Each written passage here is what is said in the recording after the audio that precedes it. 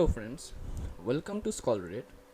So in this video we will discuss a new topic, that is control and coordination. Now before starting our topic, let's answer few questions. Do you have a question that how our bodies moves, or how does the metabolic activities are carried out, and how we respond to the stimulus? Well, these are all because of thousands and thousands of neural cells and hormonal activities which are interconnected with each other to perform these activities. Now, we are going to learn about such things by the chapter control and coordination. So, basically, our today's chapter deals with all metabolic activities and on how our bodies interact with the external stimulus. Let's see.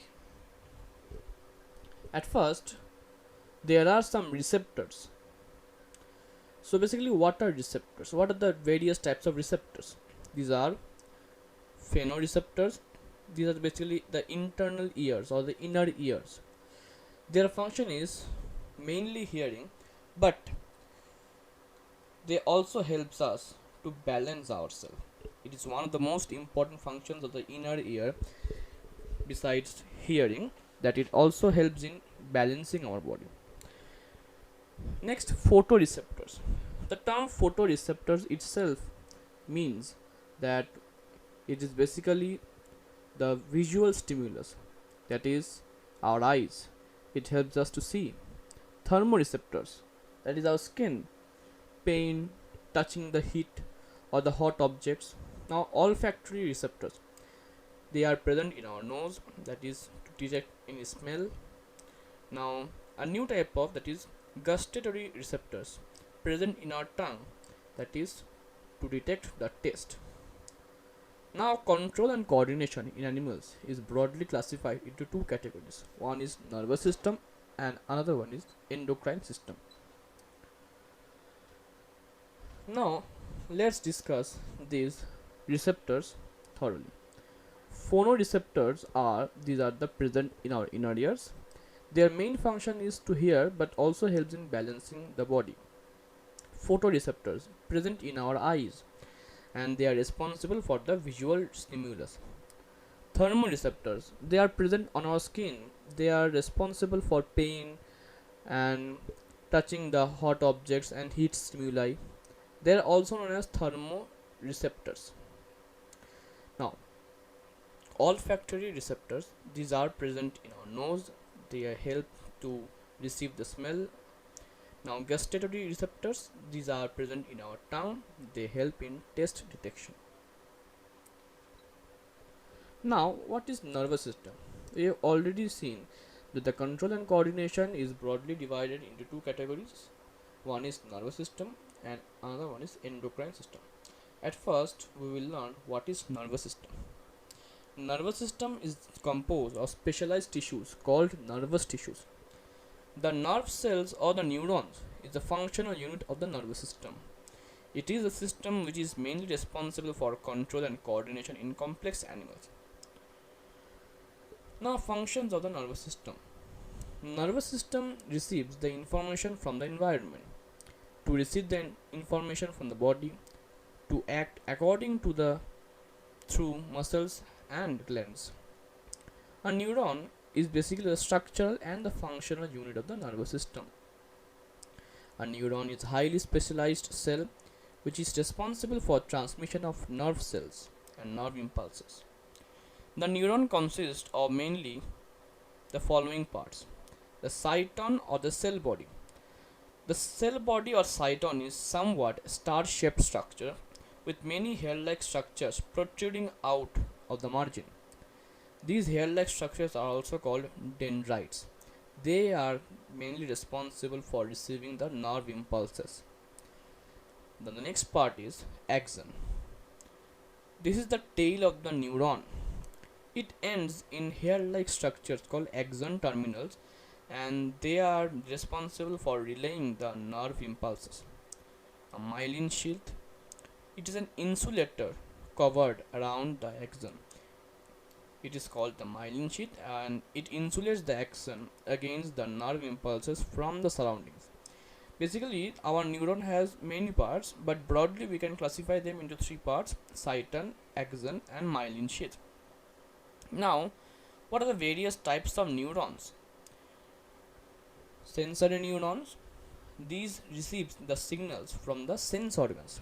Motor neuron. They send the signals to the muscles or the glands to act accordingly. Association or relay neurons. They relay the signals between the sensory neuron and the motor neuron. Last, synapse. The point contact between the terminal branches of axon of one neuron with the dendrite of another neuron is called synapse.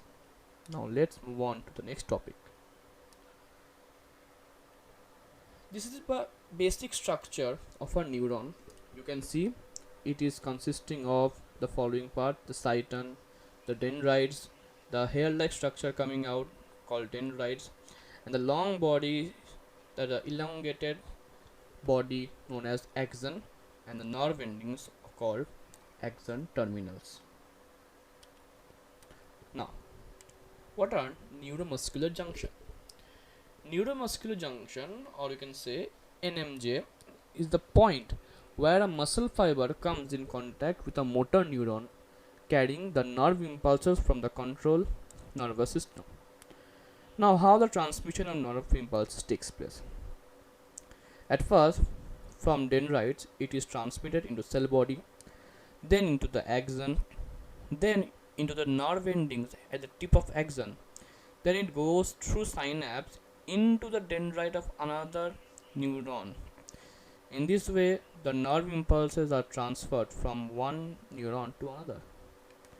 Now, the nervous system of human is broadly classified into three parts: the central nervous system, peripheral nervous system, and autonomous nervous system.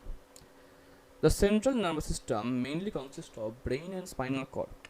The main brain controls all the functions of the body, while the spinal cord acts as a relay of channel for signals between the brain and the peripheral nervous system. The peripheral nervous system is basically composed of the cranial nerves and the spinal nerves. There are 12 pairs of cranial nerves. The cranial nerves come out of the brain and go to the organ in the head region. There are mainly 31 pairs of spinal nerves. The spinal nerves comes out of the spinal cord and go to the organs which are below the head region. So in exams, it might come the number of pairs of cranial nerves as well as the spinal nerves. Next, autonomous nervous system. The autonomous nervous system is composed of a chain of nerve ganglion which runs along the spinal cord. It controls all the involuntary actions in the human body. The autonomous nervous system can again be classified into two parts: the sympathetic nervous system and the parasympathetic nervous system. The sympathetic nervous system is the part of the autonomous nervous system which heightens the activity of an organ as per the need. Let us take an example. While running, there is an increased demand for oxygen in our body. To fulfill that, we increase the breathing. The rate of heart also increases. The sympathetic nervous system works to increase the breathing as per the requirement. Next, parasympathetic nervous system. This part of the nervous system slows down the activity of an organ and thus has a calming activity. Now, during the sleep, the breathing rate slows down and so does the heart rate. This is facilitated by the parasympathetic nervous system. It can be also said that parasympathetic nervous system helps in conservation of energy of our body. Now, this is the broad classification of the human nervous system, and it will be very helpful for you to remember all the essential classifications. At first, the human nervous system classified into three parts: central nervous system or CNS, peripheral nervous system or PNS, and autonomic nervous system or ANS. Now, central nervous system is classified into brain and spinal cord. Peripheral nervous system is classified into cranial nerves and spinal nerves.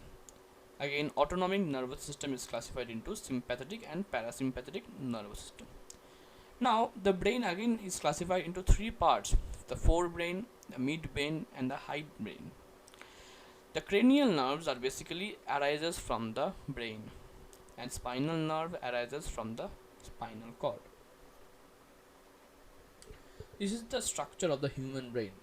You can see the bigger one is called the cerebrum or the forebrain, we can so say, and the midbrain and the very spinal cord at the end of the junction of the brain. These are all the important classification or the parts of the human brain. Now, let us discuss what is the human brain. Human brain is a highly complicated, or we can say complex organ, which is mainly composed of nervous tissues. The tissues are highly folded to accommodate a large surface area in less space. You can see that brain has some wrinkles over there. This is basically to save the space, to accommodate it in large surface area in a less space. The brain is covered by a three-layered system of membranes called meninges. The cerebrospinal fluid is filled between the meninges. The cerebrospinal fluid, also known as the CSF. The CSF provides cushion the brain against the mechanical shocks. So basically, whenever we are facing some kind of accident or minor shocks, this CSF or the cerebrospinal fluid protects our brain as a shock absorber. Furthermore, it also protects our brain. Their brain can be broadly classified into three parts: forebrain, midbrain, and hindbrain. Forebrain. Forebrain is composed of the cerebrum. The cerebrum basically covers the forebrain. Midbrain is composed of hypothalamus, and hindbrain is composed of cerebellum, pons, and medulla oblongata. Now, some main structures of human brain are explained below. At first, what is cerebrum? Cerebrum is the largest part of the human brain. This part is again divided into two hemispheres. These are called the cerebral hemispheres. Now, the functions of cerebrum.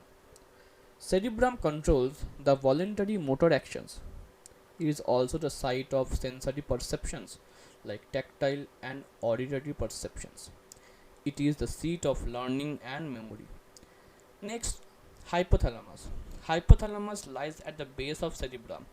It controls the sleep and wake cycle, also known as circadian rhythm of the body. It also controls the urge for eat and drink. Next, cerebellum. Cerebellum lies below the cerebrum and at the back of the whole structure. It coordinates the motor functions. When someone is riding or you are riding a bicycle, the perfect coordination between your pedaling and steering controls by cerebellum. Cerebellum, the most important function is that it controls the posture and balance of our body. It controls the precision of the voluntary actions. So besides the inner ear, cerebellum is also responsible for balancing our body. Next, medulla. Medulla forms the brain stem along with the pons. It lies at the base of the brain and continues into the spinal cord. It controls the involuntary functions like hearing, heartbeat, respiration, etc. It controls many involuntary actions like blood pressure, salivation, vomiting. Next, pons. Pons, it relays the impulses between the lower cerebellum and spinal cord and the higher parts of brain like cerebrum, midbrain, and also regulates the respiration. Next, spinal cord. What is spinal cord? Spinal cord controls the reflex actions and conducts messages between different parts of the body and brain. Next, what is reflex action? Reflex action is a special case of involuntary movement. When a voluntary organ is in the vicinity of sudden danger, it is immediately pulled away from the danger to save itself. Let us take an example. When your hand touches a very hot object, it is immediately pulled away to save itself. All of this happens in flash and your hand is saved from extreme injury. This is an example of reflex action. Now, what is a reflex arc? The path through which the nerve signals involved in reflex action is traveled in a path called reflex arc. The reflex arc chart is shown below. At first, from receptors, the signals are going to the sensory neurons, then to the relay neurons, then to the motor neurons, and then to the effector, that is the muscle. The receptor is the organ which comes in a danger zone. The sensory neuron picks the signal from the receptor and sends them to the relay organ.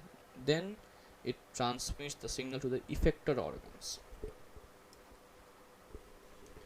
Now, how the brain and spinal cords get protected?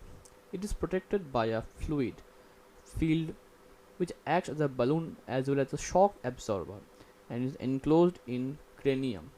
Spinal cord is enclosed in a vertebral column which protects it.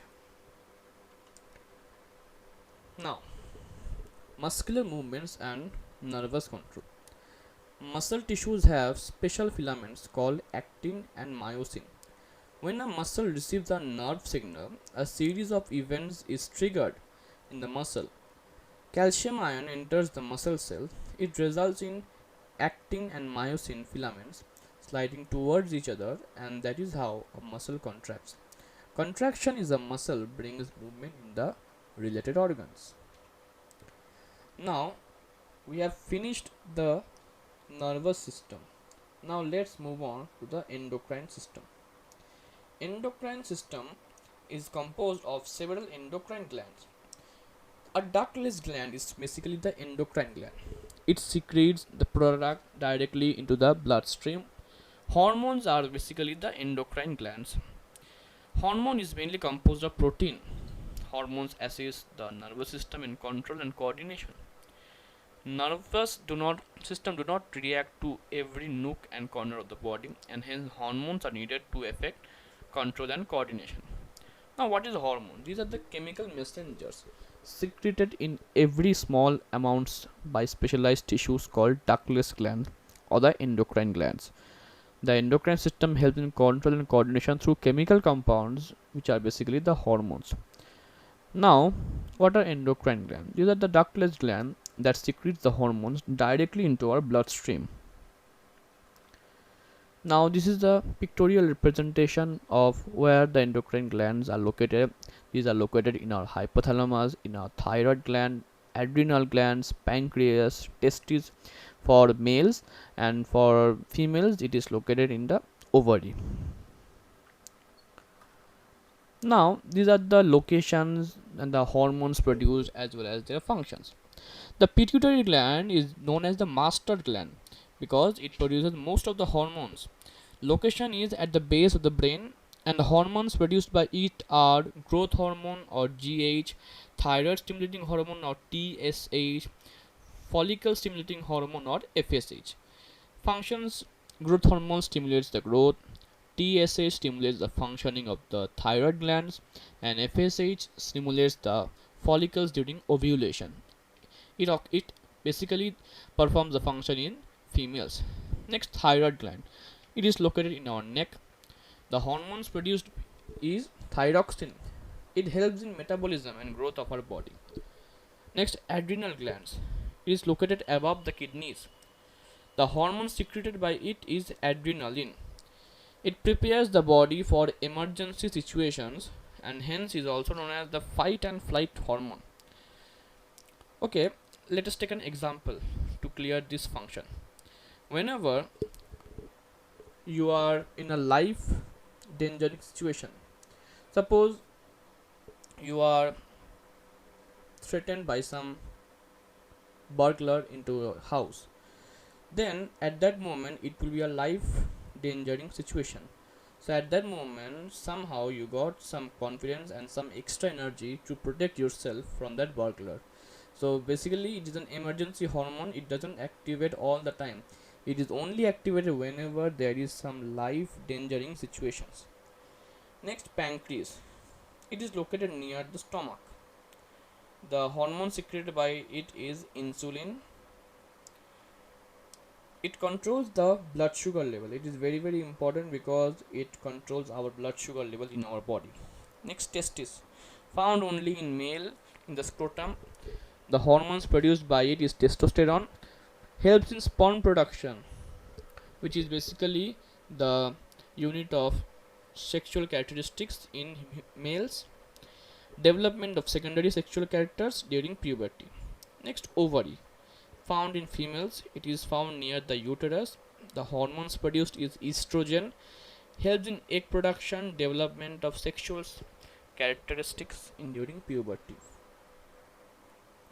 Now, the control and coordination in plants classified into two categories: trophic movement, it is movement dependent growth; nastic movement, movement independent of growth. Now,